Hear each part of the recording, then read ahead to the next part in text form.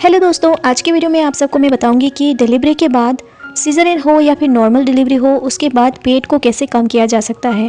और बहुत सारे ऐसे घरेलू उपाय भी बताऊंगी जिससे कि आपको बहुत ज़्यादा मदद मिलेगी। तो चलिए आज की वीडियो स्टार्ट करते हैं। फ्रेंड्स, महिला जब माँ बनती है तो उसका मातृत्व एक अलग ही आसमान पर होता है। अपने बच्चे को लेकर वो इतना ज़्यादा खुश होती है कि उस समय उनका खुद के ऊपर ध्यान देना बिल्कुल भी पॉसिबल नहीं होता है।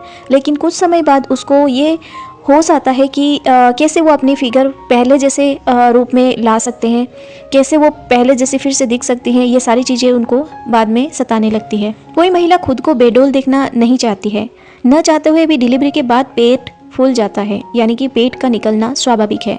पेट का फूलापन आसानी से कम नहीं होता है। फ्रेंड्स, अगर आप भी बढ़ते पेट को कम करना चाहती हैं तो यहाँ पे मैं बिल्कुल आसान तरीके से आप सबको एक एक स्टेप बताऊंगी, और ये आप बिना जिम जाए घर पर ही सारी कुछ कर सकते हैं। और यहाँ पे मैं बिल्कुल घरेलू आपको उपाय बताऊंगी जो कि बहुत ज़्यादा असरगार है। दोस्तों, पेट की चर्बी और पेट का मोटापन कम करने के लिए हमारा जो डाइट है वो बहुत अहम भूमिका निभाता है।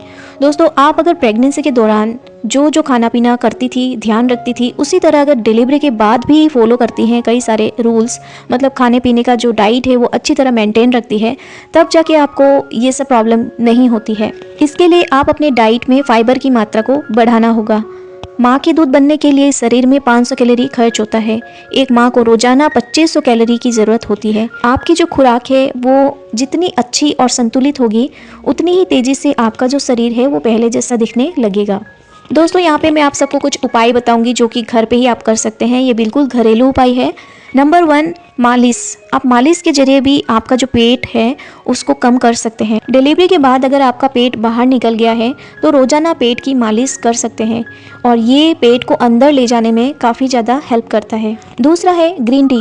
ग्रीन टी हमेशा से वेट कम करने के लिए मददगार होता रहा है। ऐसे में आप इसका सेवन करें क्योंकि ये आपके पेट को बर्न करने में बहुत ज़्यादा हेल्प करेगा। साथ ही इससे आपका मेटाबॉलिज्म भी बढ़ता है। तीसरा चीज़ है दालचीनी। दालचीनी का पानी अगर आप डेली लेते हैं उससे भी आपका पेट का चर्बी बहुत हद तक कम हो जाता है। दालचीनी सेहत के लिए काफ़ी फायदेमंद है। ऐसे में आप माँ बनने के बाद आप वजन घटाने के लिए आप दालचीनी का पानी का इस्तेमाल कर सकते हैं। आधा चम्मच दालचीनी का पाउडर ले और उसमें 1 गिलास गुनगुने पानी में घोल ले।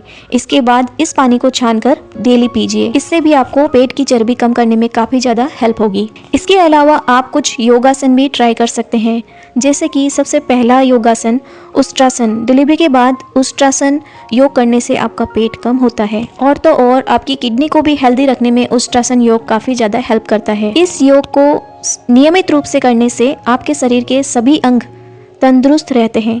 इस आसन से शरीर का ब्लड सर्कुलेशन भी बेहद बढ़ता है। तीसरा आसन है शवासन।